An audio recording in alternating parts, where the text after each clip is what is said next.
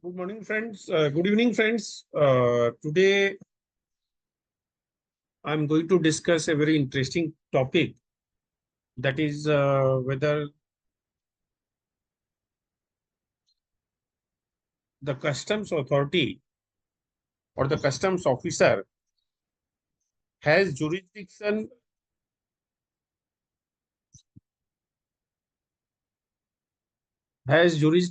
to. So, what I'm going to discuss is whether a customs officer has the jurisdiction or the authority to issue a show cause notice or arrest a person when basic custom duty is exempted or basic custom duty is not leviable for any reason. For example, there are various treaties which India has entered into with several neighboring countries like Nepal, Bhutan, and other countries with respect to the complete exemption or exemption with respect to specified goods for import into India. So on those imports, while basic custom duty is exempt, but if you enter the bill of tariff for entry into the goods of India, then IGST is levied. So while basic customs duty is exempt, IGST is not exempt. So interpretation of the government is that IGST is not equivalent to exemption from customs duty or the basic customs duty. So IGST is levied. So now the question arises, suppose there is any evasion of the IGST for any reason. Maybe due to valuation issues or maybe rate issues or maybe there is a smuggling of the item. So the question arises whether the customs authority have the jurisdiction to initiate proceeding, whether with respect to the prosecution or issuance of the show cause notice. So, as we know, the goods and services tax are levied by virtue of the power which is granted by the Constitution of India under Article 246, capital A.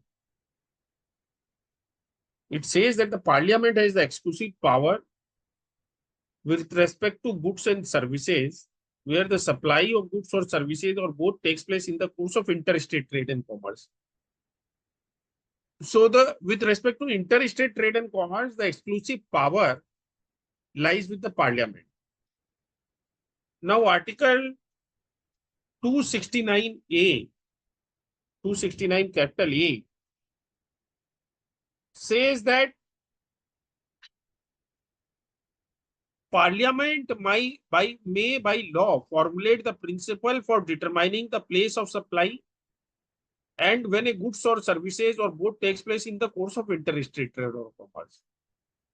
So Parliament has been given power to define as to what is interstate trade and commerce. So while 246A gives the power exclusively to the Parliament to levy the goods and service tax,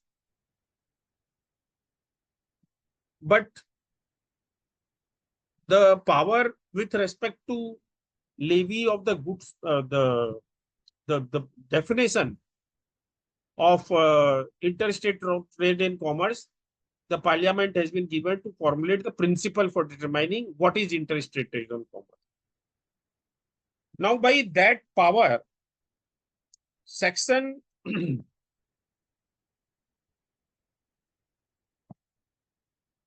7 of the IGST Act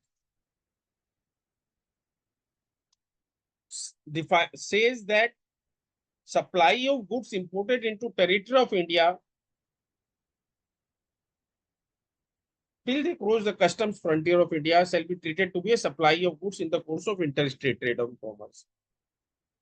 So while the Constitution gives the power to the Parliament to frame laws to define what is interstate trade or commerce, Section 7 of the IGST Act defines what is interstate trade and commerce with respect to the import of the goods, and it says that the import of the goods shall be treated as interstate trade or commerce. Now, Section 5 of the IGST Act, first proviso to subsection 7, says that the integrated tax on goods and services imported into India shall be levied and collected in accordance with provision of Section 3 of the Customs Tariff Act on the value as determined under the said Act at the point when duties of customs are levied on the said goods under Section 12 of the Customs Act. So Section 5 of the IGST Act says that you go to the Customs Tariff Act for determining what? For determining the value of the goods and also for determining the point of levy. But the charging section, the power to levy IGST is exercised within the purview of the IGST Act only. The power to levy is not transferred to the Customs Act. So the power to levy IGST is not given or delegated to the Customs Act or the Customs Tariff Act. All that is delegated or the reference point of the Customs Act is limited to determining the value under Section 3 of the Customs Tariff Act and the point. So the taxable event means the point at which the tax will be liable to be paid is determined under Customs Act. But the levy and collection, that is the charging section, is there under IGST Act only. Now let us have a look at what Customs Tariff Act says. Now the Customs Tariff Act, Section 2 of the Customs Tariff Act says that the rates at which duties of customs. So what it says is the rate of tax at which the duties of customs shall be levied under the Customs Act are specified in first and second schedule. So whatever rate at which the customs duties of customs have to be levied are specified in first and second schedule. Now, first schedule specifies the rate of tax with respect to only basic customs duty on import of goods. And second schedule specifies the rate of tax of basic customs duty with respect to export of goods.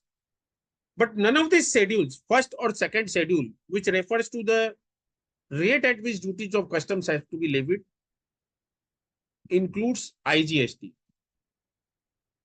Rate of IGST is specified in the notification 1/2017, which is notified under the IGST Act only or the CGST Act. So the rate of tax is not there under the Customs Tariff Act or the Customs Act. The charging provision is not there under the Customs Tariff Act or the Customs Act. It is only there exclusively in the IGST Act. And now let us see Section 3, which is with respect to levy of additional duty equal to excise duty, sale tax, local taxes, or other charges. So Section 3 is with respect to levy of the additional duty.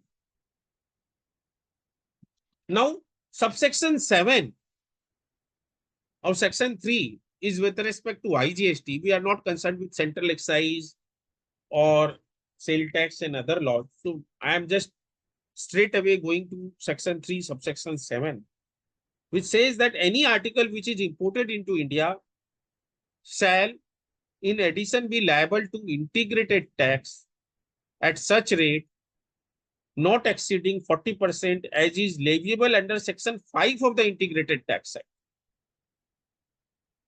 So Section 3, subsection 7 says that you are liable to pay tax at a rate which is specified in IGST Act. But then it further says on the value of the imported article as determined under section 8 or 8A of the customs tariff act. So it is only for the purpose of the valuation of the goods that the customs tariff act is referred. But for the rate of tax and charging provision, it is the IGST act. And further, I think what is very important is that the power to levy the customs duty constitutionally, it is there in Schedule 7, List 1. You see, there are 3 lists under the Constitution of India. List 1, List 2, List 3 under Schedule 7. List 1 is the union list. List 2 is the state list. List 3 is the concurrent list. Now, the power to levy IGST is not derived from any of these lists. The power to levy is derived from Article 246A and read with Article 269A. Whereas power to levy tax on import of the goods arises from entry 83 of the list 1 of the Schedule 7 to the Constitution of India. So constitutionally also, if you look into the duties of customs are not equated to Goods and Services Tax Act. Duties of customs are there under a list entry 83 of schedule of list 1 of Schedule 7. So the constitutional maker themselves have differentiated between what is duties of customs and what is goods and service tax.